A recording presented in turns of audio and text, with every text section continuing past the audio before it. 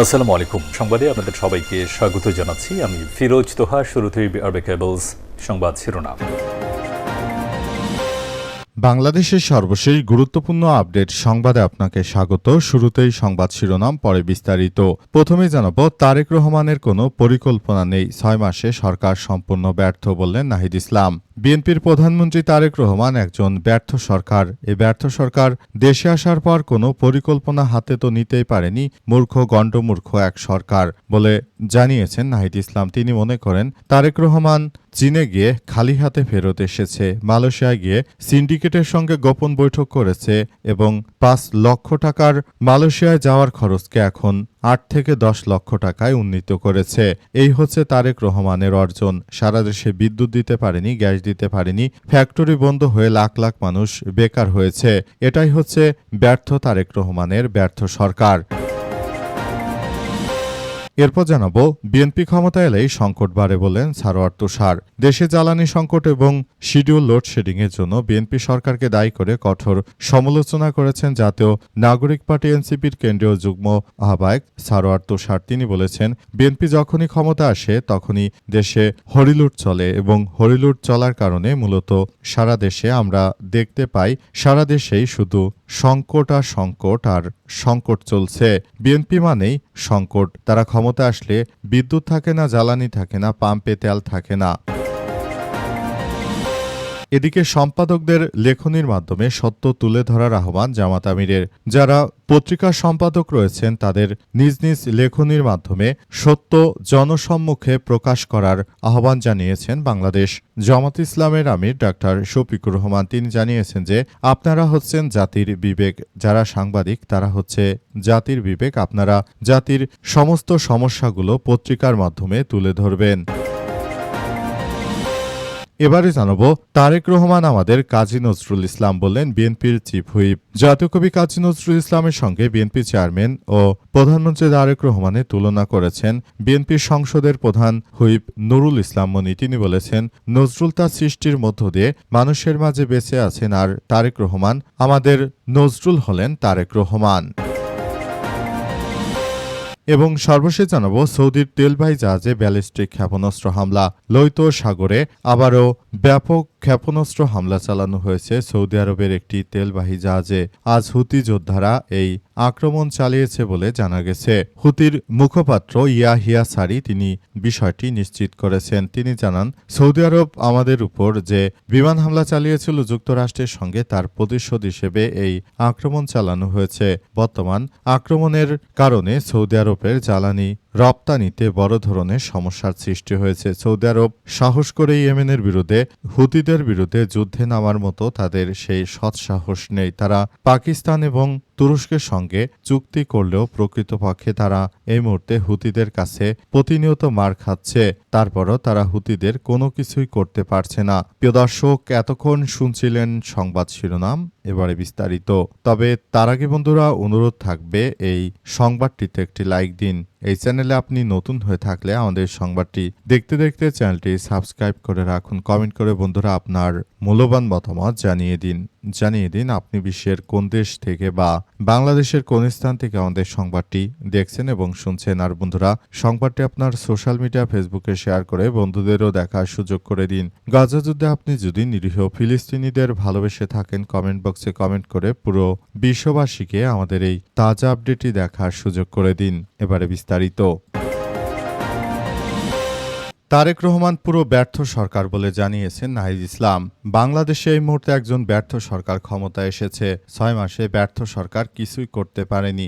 দেশকে দিয়েছে দুর্নীতিবাজ, দেশকে দিয়েছে চাঁদাবাজ, দেশকে দিয়েছে হাহাকার, দেশকে দিয়েছে জ্বালানি সংকট, দেশকে দিয়েছে বিদ্যুৎ সংকট। এমন একজন সরকার আমাদের ঘাড়ে এসে চেপে বসেছে। দেশের জনগণ কখনোই তাকে ক্ষমা করবে না বলে জানান তিনি। তিনি আরও জানিয়েছেন যে দেশের মানুষ যে প্রত্যাশা নিয়ে যে কার্যক্রম ও আন্দোলন সংগ্রামের মধ্য দিয়ে এসেছে, এখান থেকে এই ধরনের একজন ভঙ্গুর সরকারকে আমরা কখনোই মেনে নেব না বলে জানান নাহিদ ইসলাম। তিনি আরও জানিয়েছেন যে দেশটাকে একটি ভালো অবস্থানে নিয়ে যাওয়ার জন্য বিএনপি সরকারের যে অর্জন করার কথা ছিল, কিন্তু আমরা দেখতে পেলাম তিনি চীনে গিয়ে ব্যর্থ সরকার খালি হাতে ফেরত এসেছেন। তার কোনো প্ল্যান নেই, পরিকল্পনা নেই। ব্যর্থ সরকার মালয়েশিয়ায় গিয়ে গোপনে এক সিন্ডিকেটের সঙ্গে কথা বলেছেন এবং তিনি বাংলাদেশ থেকে এই প্রোডাক্ট অর্থাৎ বাংলাদেশ থেকে শ্রমবাজারে মানুষ পাঠানোর ক্ষেত্রে তিনি মূলত সবকিছু এমনভাবে করেছেন যাতে করে কার্যক্রম আসলে নতুন করে সমস্যার সৃষ্টি হচ্ছে, নতুন করে বিষয়গুলো আবারও এক ভয়াবহ বিপর্যয়ের পরিস্থিতির দিকে চলে যাচ্ছে।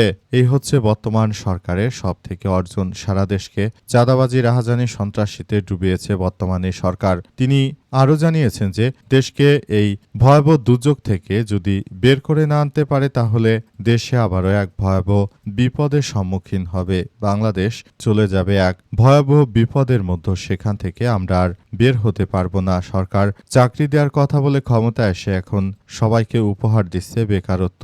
দেশে লাখ লাখ মানুষ গার্মেন্টস বন্ধ হয়ে যায়, বেকার হয়ে যাচ্ছে। বিএনপি ক্ষমতা এলেই দেশে সংকট বাড়ে বললেন সারোয়ার তুষার। দেশে জ্বালানি সংকট, বিদ্যুৎ নেই, গ্যাস নেই, দেশে এত এত সমস্যা। আর তারেক রহমান তিনি এদেশ ওদেশ বেড়াতে যান। প্রধানমন্ত্রী পেয়েছি আমরা, আসলে কি বলবো দুঃখের কথা।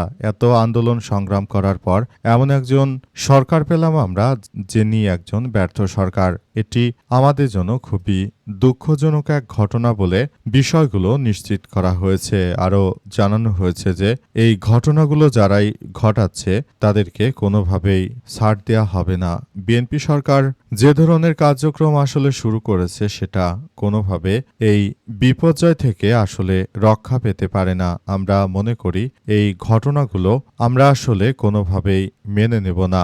এই ধরনের ঘটনাগুলো আসলে কোনোভাবেই হতে দেয়া হবে না বলে এমন কথা জানিয়েছেন তিনি বলেন, তারেক রহমান তিনি নিজে তো ফ্যামিলি নিয়ে এখানে ওখানে ঘুরতে চান, অথচ দেশের মানুষ জ্বালানির তীব্র সংকটের মধ্যে রয়েছে। এটা নিয়ে তিনি একটিবারও আসলে কথা বলছেন না। এই হচ্ছে বর্তমান ব্যর্থ সরকারের নমুনা। তিনি দেশটিকে আরও এক ভয়াবহ বিপর্যয়কর পরিস্থিতির মধ্যে ঠেলে দেওয়া হচ্ছে। সম্পাদকদের লেখনির মাধ্যমে সত্য তুলে ধরার আহ্বান জামাত আমিরের। বর্তমান সময়ে যে ধরনের কার্যক্রম চলছে, যেভাবে বাংলাদেশটাকে ধ্বংস করছে বিএনপি সরকার, এই জায়গা থেকে বাংলাদেশটাকে একটি ভালো অবস্থানে নিয়ে যাওয়ার জন্য যারা বর্তমান পত্রপত্রিকার সম্পাদক রয়েছেন তাদের কাছে আমরা বলে দিতে চাই যে আপনারা বিষয়গুলো নিয়ে খুবই গুরুত্ব সহকারে দেখুন। আপনারা যদি জাতির বিবেক হয়ে থাকেন তাহলে অবশ্যই এইসব বিষয়গুলো আপনাদেরকে অবশ্যই দেখতে হবে। আপনারা জাতির বিবেক হিসেবে বিষয়গুলো জাতির সামনে তুলে ধরুন এবং নতুন করে আমাদের এই বিষয়গুলোকে আরও কার্যক্রম চালানোর কথার মধ্য দিয়ে নতুন করে সবাইকে আরও বেশি এগিয়ে আসতে হবে বলে এমন কথা উল্লেখ করা হয়েছে। বর্তমান সময়ে সবাইকে আরও বেশি সক্রিয় ভূমিকা পালন করার পাশাপাশি বলা হচ্ছে বর্তমানে এই মুহূর্তে দেখা যাচ্ছে যে ধরনের কার্যক্রম চলছে সেখান থেকে আসলে আমাদেরকে বেরিয়ে আসতে হবে। পুরো বিষয়গুলোর জন্য আমরা প্রস্তুতি নিচ্ছি এবং আমরা আগামীতে সুন্দর ও সমৃদ্ধির একটি রাষ্ট্র কাঠামো গড়ে তুলতে চাই। সেজন্য আপনারা আমাদের সহযোগিতা করবেন সেই আশ্বাস চেয়েছেন বাংলাদেশ জামাত ইসলামের আমি ডাক্তার শফিকুর রহমান। তিনি সবাইকে নিয়ে সুন্দরভাবে কার্যক্রম চালানোর কথা আসলে বলেছেন এবং নতুন করে সুন্দর ও সমৃদ্ধির একটি রাষ্ট্র কাঠামো গড়ে তোলার কথা তিনি আসলে জানিয়েছেন বলে জানা গেছে। তিনি মূলত নতুন ও সমৃদ্ধির একটি সুন্দর বাংলাদেশ গড়ার প্রত্যয় ব্যক্ত করেছেন।